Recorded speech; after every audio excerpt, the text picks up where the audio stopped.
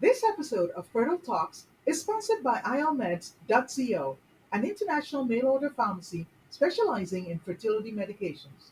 If you're looking to save significantly on your fertility treatments without compromising on quality, ILMeds.co is an excellent choice, offering up to 80% of retail prices. And as a special offer to our listeners, use the code FT24 at checkout to receive a $50 discount on your order. For your convenience, you can find a link to their website in the episode show notes. Thank you, and let's get started.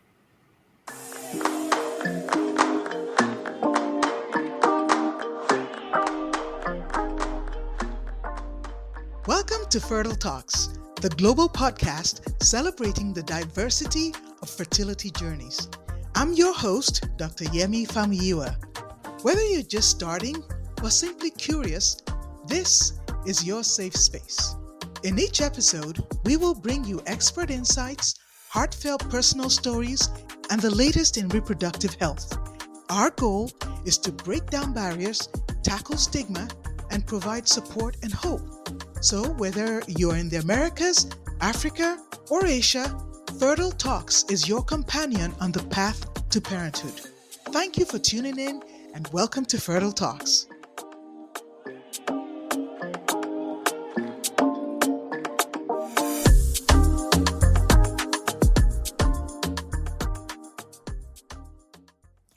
Good afternoon, everyone. This is Dr. Famuyiwa, your host for Fertile Talks.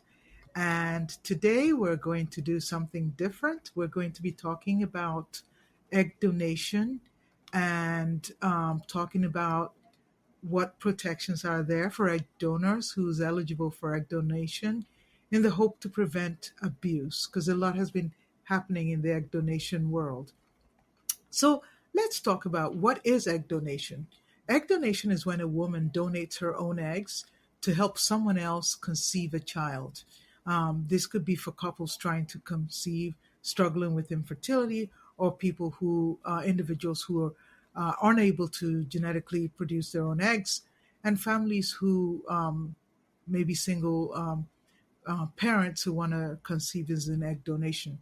So, egg donation really is a deeply generous act where you're helping some family or someone start their own family. So, it should be done with proper thought and action, and preconceiving what you're going to expect from it.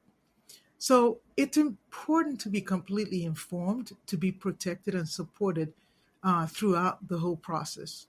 Now, who's eligible to donate eggs?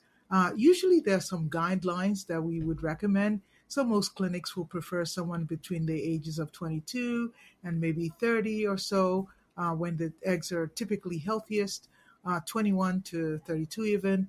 The nurse have to be in good physical and mental health with no serious genetic or hereditary problems. And also, the lifestyle matters. Donors should consider being non-smokers and healthy BMI range, avoiding using of substances such as cannabinoids, medical marijuana, or gummies. Those can affect your eggs. And then importantly, they need to be committed, right? Because it's a process. So if you're available to visit the clinic to attend all the required appointments and over the duration of the stimulation process, then fine. But if you're not, you need to consider, because then it starts to eat into your lifestyle or your work and may make it very difficult to comply. Now, what are the things to protect egg donors? Let's talk about informed consent. Donors must be fully informed about the process, the potential risks, and potential side effects, right? Risk of hyperstimulation, risk of injury. That's very important to know. You need to understand the medications being used, the recovery time needed. And second off, there has to be a clear legal contract that outlines the compensation for the time that you put into this. And you need to review this very carefully. In addition, donors should have access to high quality medical care throughout the whole process, and including counseling, such as psychological counseling, if needed. Now, donors should be able to control whether their personal information is shared. Here's what I tell my donors: be aware. You may choose to be anonymous. However, with Ancestry.com, with 23andMe, someone can easily track you down in 18 years and show up at your door and say, "Hey, knock knock, the eggs that made me were from you." You need to process that and figure out how you're going to feel with that, about that, because that could happen. It wouldn't come from the clinic per se, but it can very well happen. So you need to deal with that. So donors should be fairly compensated for their time and their effort, as needed.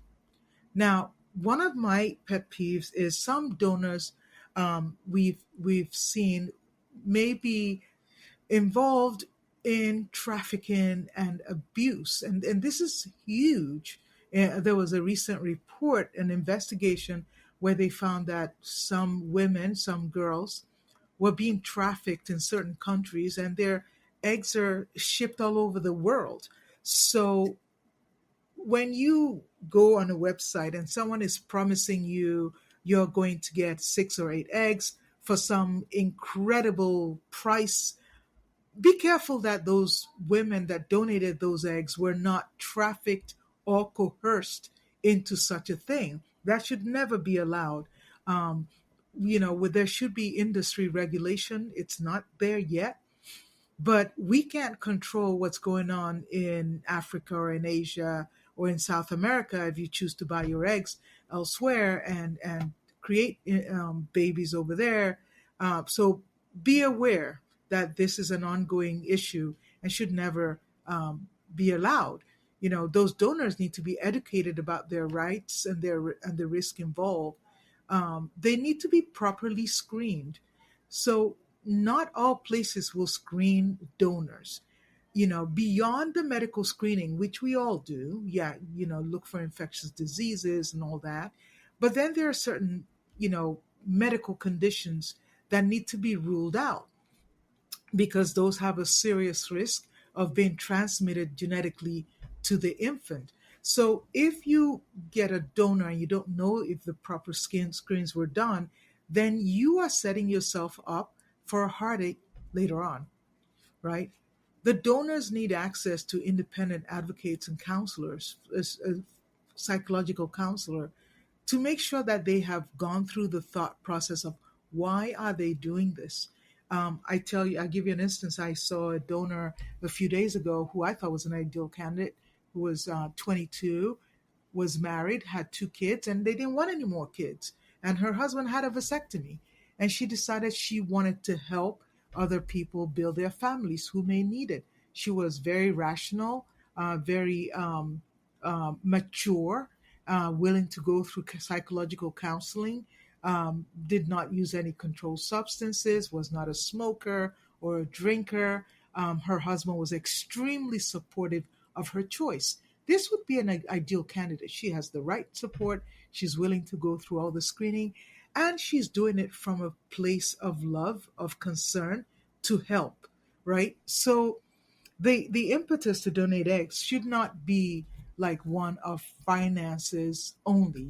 She's like, I'm doing it just to make money. So I'm going to let them collect my eggs a gazillion times in a million different clinics. That's not healthy, right? So if you're donating eggs and you're going from clinic to clinic to clinic, you are subjecting yourself to certain risks.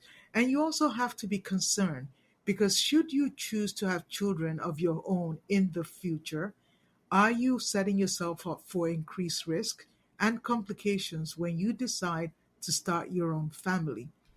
I know it's recommended that donors do not donate more than 6 times, but I've found that some donors will shop around different clinics and they don't necessarily divulge that they've been to 7 different clinics. They just keep donating. So I personally don't think that's a good idea. I'm an advocate for starting a global, at this point, not just within the US, registry that would help to track donors, to make sure that they're in compliance with this, and make sure not just to track them, but also to make sure that they're not being trafficked. We don't want donors who are trafficked, who are coerced, who are abused. That is just not right, ethically and morally and legally not right. So I hope this answers your questions. You need to take a long, hard think about why you're doing this. In our clinic, we actually turn down 97 to 98% of egg donors who are wanting to be egg donors because they don't fit all these criteria, or their reason for doing so is not one that fits with our mission statement or our vision, and therefore we would deny it. So, thank you so much for joining me today, and I hope that this has been helpful. This is a topic that's very near and dear to me, and I hope the discussion is helpful. So, if you have any comments or questions, please drop us a comment in the comment box. And if you know anyone that needs to hear this, go ahead and share, like, and subscribe to our podcast at Fertile Talks with Dr. Famiyiwa. Thank you very much.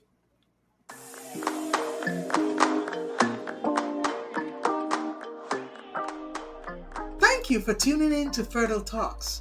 We hope today's episode has provided you with valuable insights and support for your fertility journey. Remember, you are not alone. Now, if you have any questions or topics you'd like us to cover, please simply leave us a comment. And please don't forget to like, share, and subscribe with a friend. Your ratings, your shares, and your reviews are greatly appreciated and is going to help us serve more of our listening audience. Thank you once again. This is Dr. Famiyiwa.